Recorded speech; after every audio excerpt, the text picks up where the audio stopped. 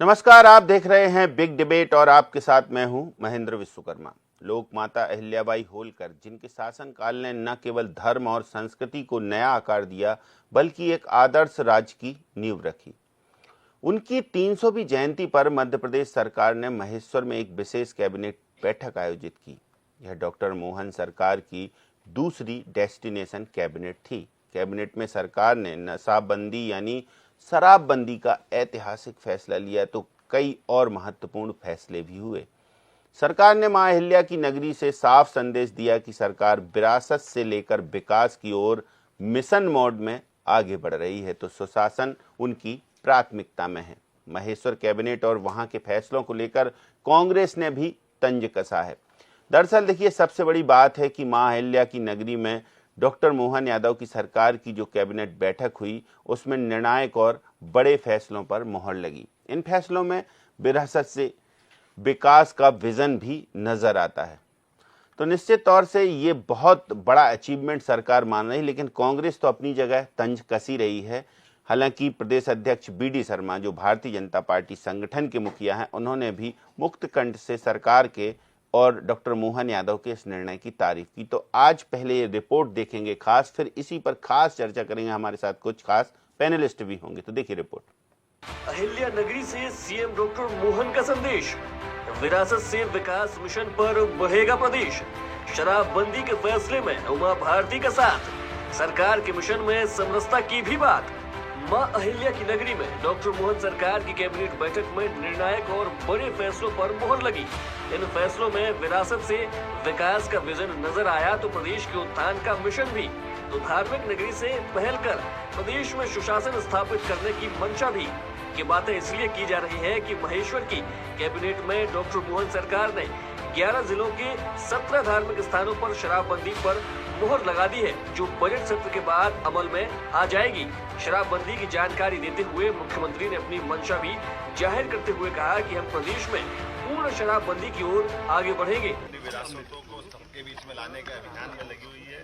उसी सिलसिले में अहिल्या महारानी का 300वां जन्मोत्सव चल रहा है। ऐसे में पूरे वर्ष हम बहुत सारे अलग अलग प्रकार के कार्यक्रम कर रहे हैं। इस साल का दशहरा भी अहिल्या माता को समर्पित किया था। बाद में इंदौर में भी हमने शस्त्र पूजन का कार्यक्रम किया है। आज कैबिनेट कर रहे हैं। कैबिनेट में कई सारी लोक हितैषी भावनाओं का अहिल्या माता के शासन को याद करते हुए पुण्य स्मरण का एक बार फिर मौका दे रहा है। और इस अवसर पर अहिल्या माता के मायके पक्ष से भी श्रीमान राजेंद्र शिंदे जी, अध्यक्ष विधान परिषद महाराष्ट्र, और रिचर्ड साहब जो अहिल्या महारानी के वंश के राजा हैं, उनको भी उनके साथ हमने पूरे आयोजन में उनके किले में, गढ़ी में महारानी जहाँ बैठती थी, हमारी माँ साहब जहाँ जहाँ जिस प्रकार से शासन की व्यवस्था कराती, उन सबको देखने का, उनके प्रति श्रद्धा के साथ समाज के सामने चित्र आए, इस तरह से बड़ा अच्छा कार्यक्रम बनाया है। और खास करके माँ नर्मदा का जो आशीर्वाद उनको मिला है, माँ नर्मदा के माध्यम से पूरा प्रदेश आज हमारे लिए सिंचाई के एक अलग प्रकार की पहचान में वो साबित हुआ है। और इसकी कई सारी योजना भी आज लोकार्पित की जाएगी। मैं माँ नर्मदा के किनारे इस पवित्र धाम पर आज पुनः माँ साहब को स्मरण कर रहा हूँ और उम्मीद करेंगे कि हम माननीय प्रधानमंत्री जी के नेतृत्व में हमारी सरकार भी उसी प्रकार से लोक हितैषी निर्णय लेते हुए लगातार अपनी जनता में अपनी लोकप्रियता भी हासिल करे और जनता का कल्याण करने में अपनी भूमिका अदा करे। धीरे धीरे करके राज्य से आगे जा करके शराबबंदी की तरफ राज्य बढ़े, उस सिलसिले में हमने नीतिगत निर्णय लिया कि पहले चरण में जो 17 हमारे अलग अलग प्रकार के नगर हैं, उन नगर से नगर पालिका, नगर परिषद, नगर पंचायत, इनके अंदर शराब की दुकानें बंद कराएंगे और इन दुकानों को दूसरी जगह शिफ्ट भी नहीं करेंगे। ये हमेशा के लिए बंद कराने का इसमें निर्णय किया है। इसमें 17 धार्मिक नगरों में से 1 नगर निगम है, 6 नगर पालिका है, 6 नगर परिषद है, 6 ग्राम पंचायत है। और ये जैसे उज्जैन नगर निगम संपूर्णतः शराब की दुकानों से बंदी रहेगी। दतिया नगर पालिका, यहाँ भी यही पूरी शराबबंदी रहेगी। पन्ना, ये भी नगर पालिका है, नगर पालिका क्षेत्र में शराब की दुकानें बंद रहेगी। मंडला नगर पालिका, मुल्ताई नगर पालिका, मंदसौर पशुपतिनाथ की नगरी, ये भी इसी प्रकार से इनके साथ बंद रहेगी। मैहर की माताजी का नगर पालिका क्षेत्र ये शराब की दुकान से प्रतिबंधित रहेगा। ओंकारेश्वर की नगर परिषद, महेश्वर की नगर परिषद, मंडलेश्वर की नगर परिषद, ओरछा और चित्रकूट की नगर परिषद और अमरकंटक, खास करके चित्रकूट और अमरकंटक हम सब ध्यान दें इस मामले में। ये हमारी धार्मिक आस्था के वैसे सभी केंद्र हैं कि सभी नगर परिषदों में हमने शराब की इसी नीति के आधार पर दुकानें बंद करने का निर्णय किया है। हमारी नगर परिषद के बाद ग्राम पंचायत सलकनपुर, जहाँ सलकनपुर माता का मंदिर है, इस पंचायत से भी शराब की दुकानें बंद कराएंगे। बरमान कला ग्राम पंचायत, लिंगा ग्राम पंचायत, बनमान खुर्द ग्राम पंचायत, कुंडलपुर ग्राम पंचायत और बांदकपुर ग्राम पंचायत, ये ग्राम पंचायतों से भी हम शराब की दुकानें बंद करेंगे। आपकी जानकारी में रहे कि मां नर्मदा के तट के दोनों तरफ के 5 किलोमीटर के दायरे में शराबबंदी की जो पूर्वत पॉलिसी है, उस पॉलिसी को भी हम जारी रखेंगे। इस पॉलिसी में कोई बदलाव नहीं आएगा। महेश्वर में लोक माता देवी अहिल्याबाई जी के 300वें जयंती वर्ष के उपलक्ष्य में सरकार ने कैबिनेट बैठक की शुरुआत राष्ट्रीय गीत वंदे मातरम गायन के साथ की। बैठक से पूर्व मुख्यमंत्री ने मंत्री परिषद के साथियों सहित ऐतिहासिक किले में राजगादी का दर्शन एवं लोक माता की प्रतिमा पर पुष्पांजलि अर्पित कर नमन किया। तो नर्मदा अहिल्या घाट पर मां नर्मदा का पूजन अर्चन भी किया। इस अवसर पर उन्होंने कहा कि भारत की सांस्कृतिक चेतना, मठ मंदिरों के निर्माण एवं जीर्णोद्धार के लिए लोक माता के अतुलनीय योगदान को हमेशा याद किया जाएगा। महेश्वर मां अहिल्या की नगरी, उनके काल की राजधानी, हम सबका सौभाग्य। उनके 300वें जन्म शताब्दी के अवसर पर हमने पूरे वर्ष, जैसे आपकी जानकारी है कि पहले दशहरे के अवसर पर भी शस्त्र पूजन का कार्यक्रम इसी महेश्वर और इंदौर में किया गया था। ये हमारी प्राचीन गौरवशाली अतीत की राजसत्ताओं के आदर्शों को पुनः नमन करने का ये उपक्रम है। उस भाव के आधार पर हमने आज कैबिनेट की है। मुझे इस बात की प्रसन्नता है कि हमारे मंत्रिमंडल के सभी माननीय मंत्रीगणों के साथ, माननीय उप मुख्यमंत्री गणों के साथ, और हमने जो निर्णय किए वो भी मां अहिल्या के उस शासन काल को स्मृति में रखते हुए आज का दिन ऐतिहासिक बनाने का प्रयास किया गया है। कुछ निर्णय आज हमने और अहिल्या माता को दृष्टिगत रखते हुए किए हैं। एक तो खास करके हमारी अपनी सामाजिक समरसता की भावना का जो अहिल्या माता का भाव रहा है, इसी आधार पर डॉक्टर भीमराव सामाजिक विज्ञान विश्वविद्यालय को 25 करोड़ राशि देकर के हमने हमारी जो अंबेडकर विश्वविद्यालय महू में है। तो चलिए, आज महेश्वर में महा कैबिनेट बैठक हुई, महा फैसले लिए गए, उन पर चर्चा करते हैं। हमारे साथ कुछ खास पैनलिस्ट हैं। परिचय आपसे कराते हैं। कांग्रेस से प्रदेश प्रवक्ता समर सिंह जी हमारे साथ जुड़े हुए हैं। ब्रजगोपाल लोया जी भाजपा के प्रदेश प्रवक्ता और वरिष्ठ पत्रकार डॉक्टर राजेश जौहरी जी। तो सबसे पहले ब्रजगोपाल लोया जी, कितना ऐतिहासिक रहा ये कैबिनेट का निर्णय सरकार का, और सरकार ने महेश्वर में जाकर मां अहिल्या की नगरी में बहुत बड़े संदेश दिए हैं। ये संदेश पर क्या कहेंगे आप? देखिए, मां अहिल्या की पावन नगरी महेश्वर में उनकी 300वीं जयंती के अवसर पर जो कैबिनेट का आयोजन किया, तो पहले भी मैंने कई बार कहा है कि ये जो महापुरुष हैं, ये हमें एक संदेश देते हैं और काम करने की प्रेरणा देते हैं। और उसी प्रेरणा का आज कारण है कि कैबिनेट ने मध्य प्रदेश के इतिहास का एक बहुत कठिन फैसला लिया कि 17 शहरों में जो धार्मिक नगरियां हैं, उनमें शराब पूर्णतः प्रतिबंधित होगी। तो एक बड़ा फैसला ये किया गया। दूसरा बड़ा फैसला 180 करोड़ रुपए फ्लाईओवर के लिए दिए गए, 25 करोड़ रुपए बाबा साहब भीमराव अंबेडकर जी के कार्यों को और आगे बढ़ाने के लिए हमने स्वीकृत किए।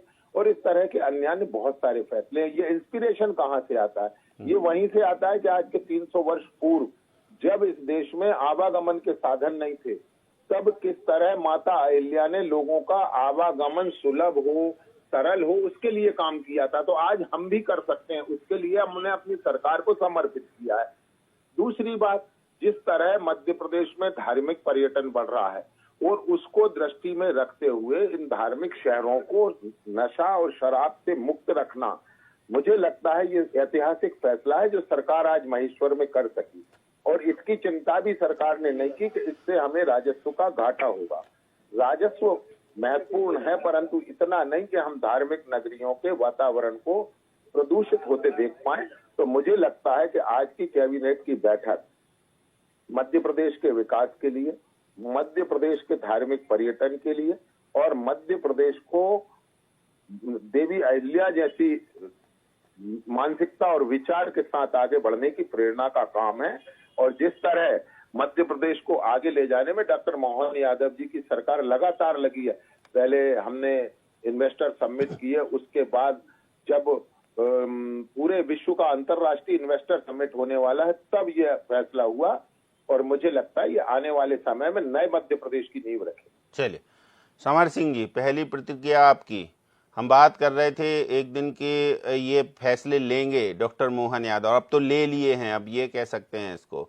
और पहला फैसला तो शराबबंदी का, उस पर पहली प्रतिक्रिया। दूसरा फैसला बाबा साहब भीमराव अंबेडकर की यूनिवर्सिटी को एक्सटेंशन करने के लिए 25 करोड़, तो कैसे देखेंगे? एक ब्रिज का नाम भी बाबा साहेब के नाम पे रख दिया भोपाल के, दूसरे ब्रिज की सौगात, कई सौगातों की झड़ी लगाई है आज डॉक्टर मोहन यादव ने। सबसे अहम बात शराबबंदी, और उन्होंने कहा है कि हम मध्य प्रदेश को शराबबंदी की ओर ले जाएंगे, मतलब बढ़ेंगे इसमें कहीं कोई कोताही नहीं बरतेंगे। पहली बात तो यह है कि भारतीय जनता पार्टी और इनके नेता और इनके मंत्री हर आए दिन जो है वो अपने मानसिक दिवालेपन की जो है मिसाल कायम करने में लगे हुए हैं। हर एक नया दिन पिछले की गई मूर्खताओं से बढ़कर निकलता है। कैसे है मैं आपको बताता हूँ। भारत के अंदर जो राज्य है, शराबबंदी जहाँ पर है, वहां पर शराब कितनी आसानी से उपलब्ध है ये पहले पता कर लीजिए।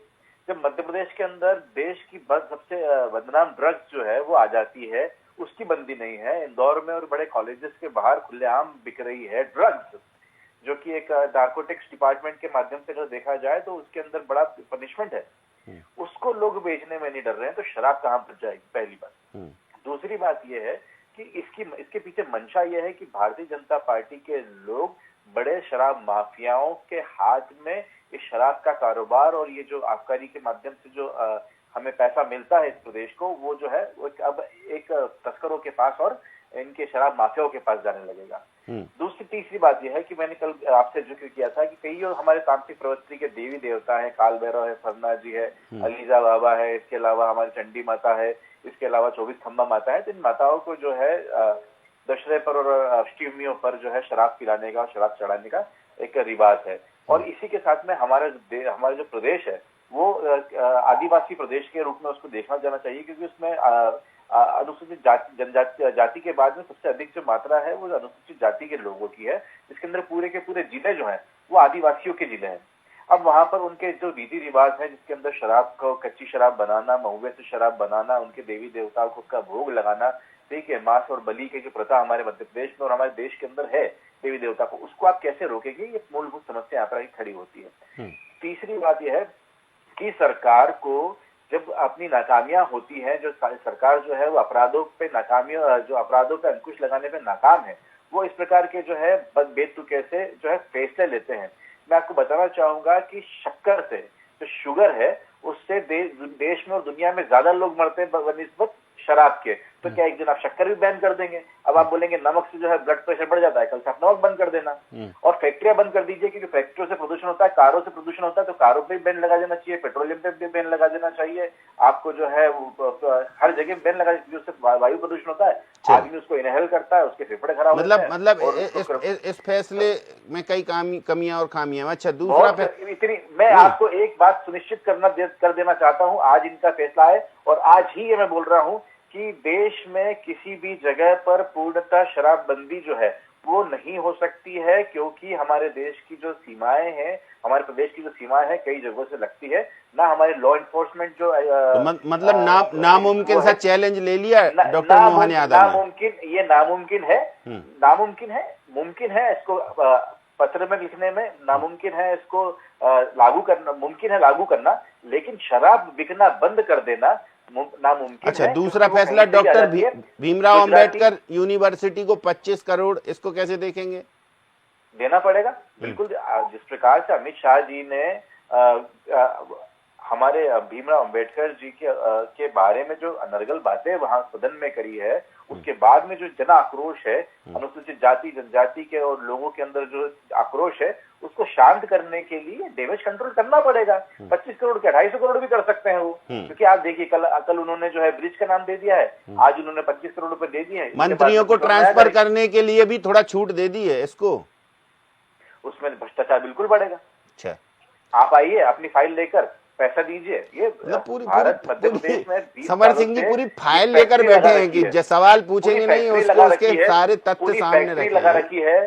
ट्रांसफर के धंधे की फैक्ट्रियां चल रही हैं, हर मंत्री अभी तक तो देखिए एक सवा साल में तो कुछ नहीं हुआ है ऐसा कुछ कि ट्रांसफर पॉलिसी बनी हो सरकार की। अब बस धीरे धीरे चालू होगा, आप देखिए ना। चलिए डॉक्टर राजेश जौहरी जी, चलिए अब डॉक्टर राजेश जौहरी जी के पास चलते हैं। जौहरी साहब, सुन लिया आपने, समर सिंह जी के पास हर बात का जवाब है, कटाक्ष है, और ये जो कैबिनेट बैठक में फैसले हुए हैं उन पर वो क्या बोल रहे हैं तो आपने सुन ही लिया, लेकिन ब्रज गोपाल लोया जी भी बोल रहे हैं कि ये तारीफ काबिल है कि कम से कम ऐसे साहसिक फैसले लेने का निर्णय सरकार में है।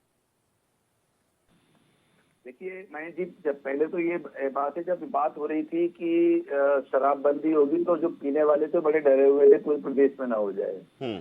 जैसे ही 11 जिलों का हुआ, 17 जगहों का हुआ, तो उन्होंने जरा सांस ली, राहत की कि चलो कोई बात नहीं, चिंता की बात नहीं। एक तो ये बात है। दूसरी बात ये है कि ये जो समर सिंह जी की बात में दम है कि आप कितना ही आप बिकना रोक सकते हो, बस पीना नहीं रोक सकते हो। भाई महेश्वर में आपने रोक दिया, बंद कर दिया, तो मंडलेश्वर से आ जाएगी, उधर इस तरफ धामनोद से आ जाएगी, खलघाट से आ जाएगी, है ना, जो भी उस तरफ कसरावत से आ जाएगी, नदी के पास, नर्मदा जी के पार से। तो सवाल ये है कि इतना आसान नहीं होता है, ठीक है, लेकिन अच्छा स्टेप है और कुछ ना कुछ कई चीजें श्रद्धा से जुड़ी होती हैं, तो वो काम उन्होंने ठीक किया है। अब देखा जाएगा कैसे रुकता है। दूसरी बात ये जो ये है कि हमको बस ये इन्फोर्समेंट देखना पड़ेगा कैसे हो सकता है। दूसरी 25 करोड़ रुपए अम्बेडकर विश्वविद्यालय को दिए हैं, वाकई बहुत ही अच्छा स्टेप है। लेकिन इसमें एक जो बहुत बड़ी बात है बहन जी, कि ये जो अम्बेडकर विश्वविद्यालय 2015 में बना, पहले इसका नाम था Bhimrao Ambedkar national institute of social sciences, यानी कि बेनिस। ये एक इंस्टीट्यूट संस्थान था और यहाँ पे रिसर्च होती थी, एमफिल और पीएचडी होती थी। बहुत ही अच्छा राष्ट्रीय स्तर पे इसका नाम था। लेकिन जैसे ही 2015 में इसको यूनिवर्सिटी बनाया, इसका पूरा सत्यानाश हो गया। स्थितियां ये हैं, आपको इसी को समझ लीजिए आप, कि इसकी दीवार के उस तरफ एक भैरूलाल पाटीदार पीजी कॉलेज है, उसमें इंफ्रास्ट्रक्चर भी कम है, उसमें फैसिलिटीज भी कम है, बजट भी कम है, और वहां पर एडमिशन है 8-9 हजार, और इस यूनिवर्सिटी में 100-200 ऐसे एडमिशन होते हैं। तो एक बात तो ये है। दूसरी बात ये है कि जिस दिन से वो यूनिवर्सिटी बनी है, उस दिन से जितने भी वीसी आए हैं सब कंट्रोवर्शियल रहे, सब पे अनियमितताएं, वित्तीय अनियमितताओं के वो लगे, क्वालिफिकेशन का लगा कि लेस क्वालिफाइड सारी, और उनकी कभी आरटीआई में उनकी जानकारी ही नहीं मिलती है कि उनकी क्वालिफिकेशन क्या थी। अभी प्रेजेंट वीसी की भी यही स्थिति है।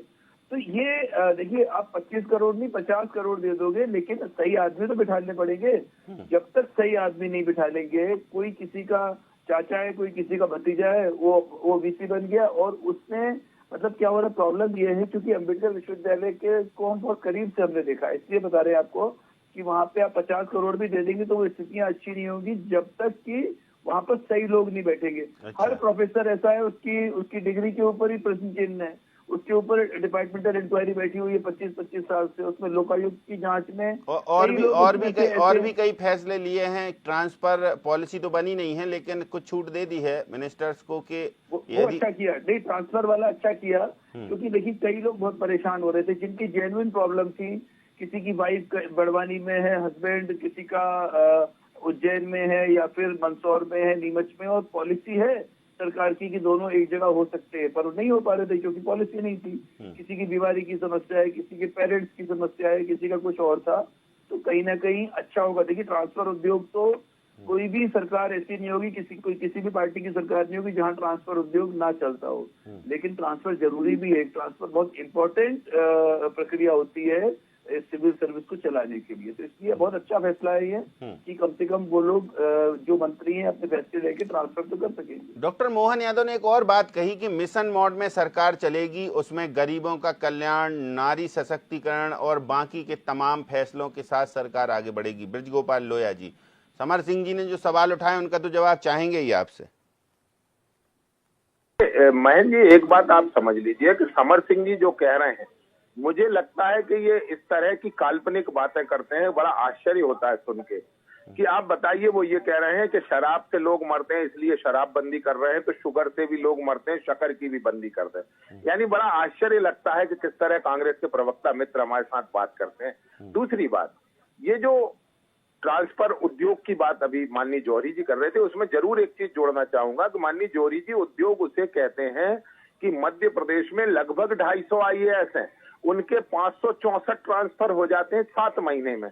इसे कहते हैं उद्योग कि एक आदमी का सुबह ऑर्डर होता है, फिर दूसरे का नहीं, जौहरी साहब नहीं कह रहे थे, समर सिंह जी कह रहे थे। जौहरी साहब तो अच्छा फैसला बता रहे हैं। फिर से कह रहा हूँ, ये जो उद्योग बनाया था कमलनाथ जी की सरकार में 2018 के बाद से लेकर 23 मार्च 2020 तक, इसे उद्योग कहते हैं। और हमने तो एक नीति निर्धारित किया और आज माननीय मुख्यमंत्री जी ने कुछ रियायत दी है, मतलब खुली छूट तब भी नहीं दी है कि आप जितने चाहें उतने ट्रांसफर कर दें। उन्होंने कहा है आवश्यकता अनुसार, और वो भी केवल वो जो स्वयं के व्यय पर आवेदन के माध्यम से। एक बात।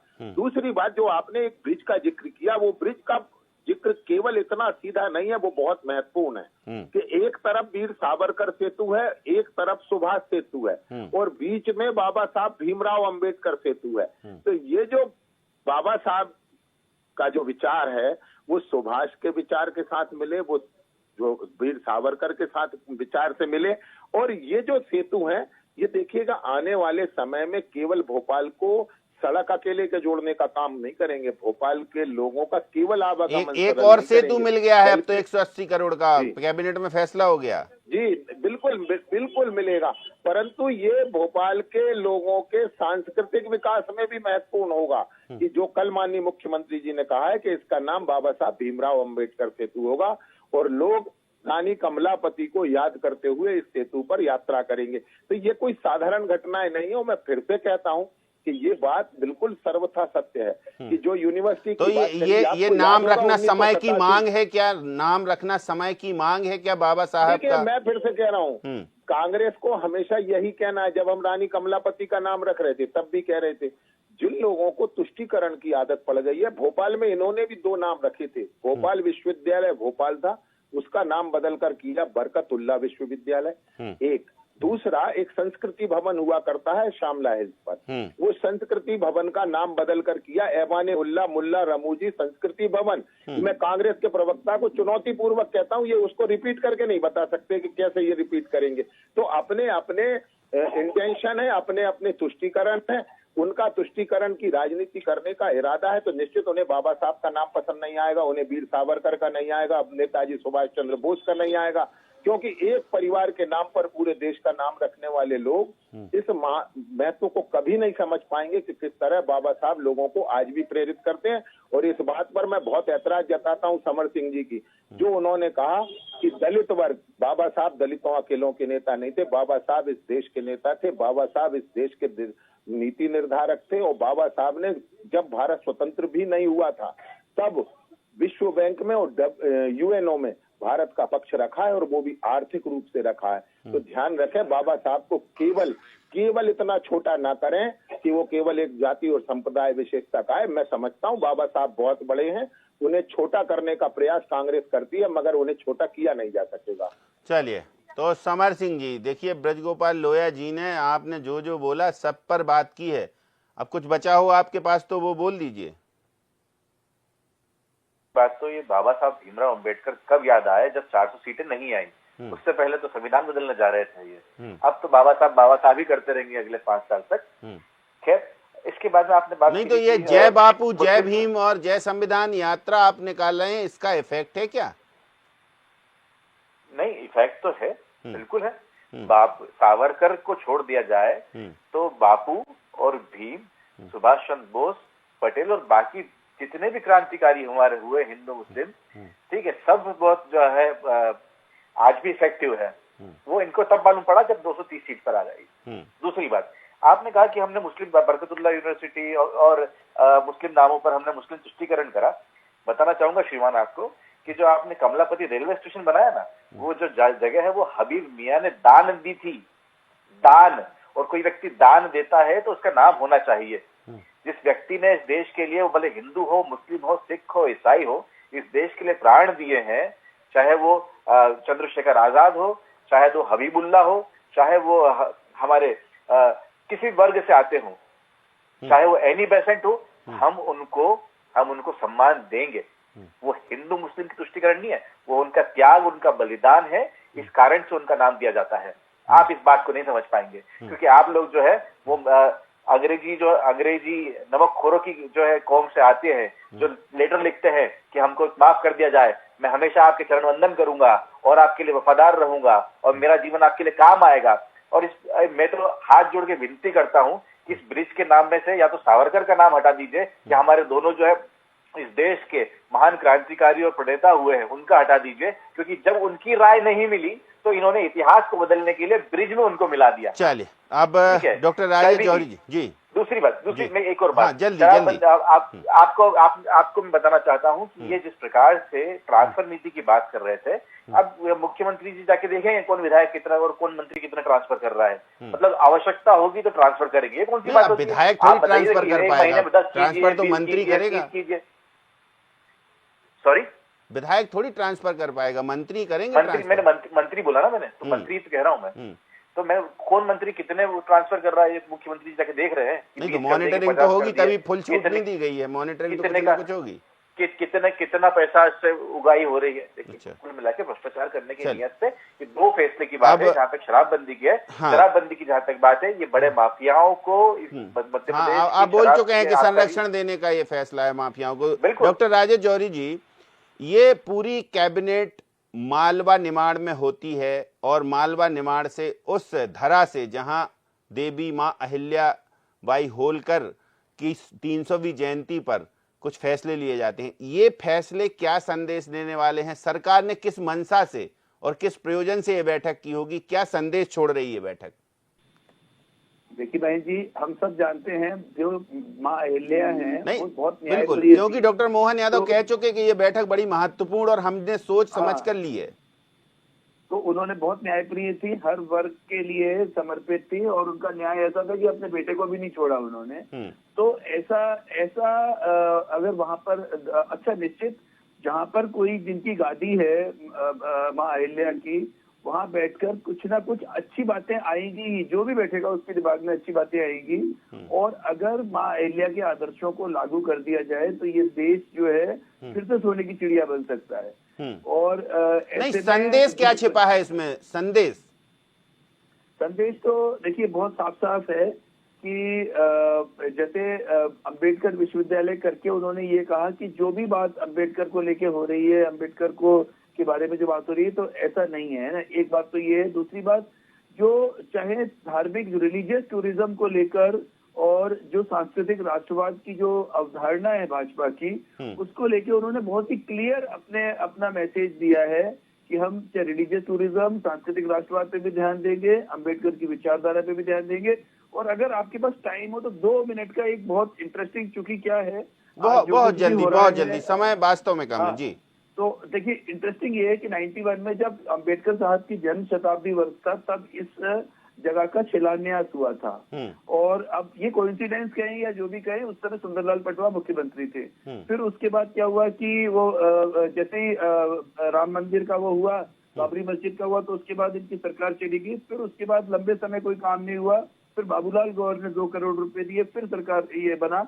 आज इतना जबरदस्त स्मारक बना है डॉक्टर अम्बेडकर का। तो इसमें कहीं ना कहीं, अब इसमें जिसको जो समझना है समझिए, लेकिन डॉक्टर अम्बेडकर के प्रति समर्पण जो है कई चीजों से समझ में आता है, सिर्फ किसी रैली करने से समझ में नहीं आता है। ये एक बहुत इंपॉर्टेंट बात है। चलिए, ब्रजगोपाल लोहिया जी एक बस कमेंट लास्ट आपका।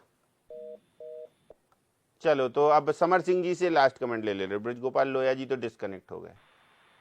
जी बिल्कुल, यही बात है कि शराब नीति के लिए सरकार को व्यापक पहले तैयारी करना चाहिए। यहाँ पर रिहेबिलिटेशन सेंटर की जो मैंने कल बात कही थी वो होना चाहिए। यहाँ पर हमें लोगों को जागरूक करना पड़ेगा शराब के प्रभाव से, और सामाजिक रूप से इसको कम कैसे किया जाए, इस पे बात मतलब कुल मिलाकर अवेयरनेस भी लानी होगी, फैसलों से कुछ नहीं होगा, सीधा कंक्लूजन।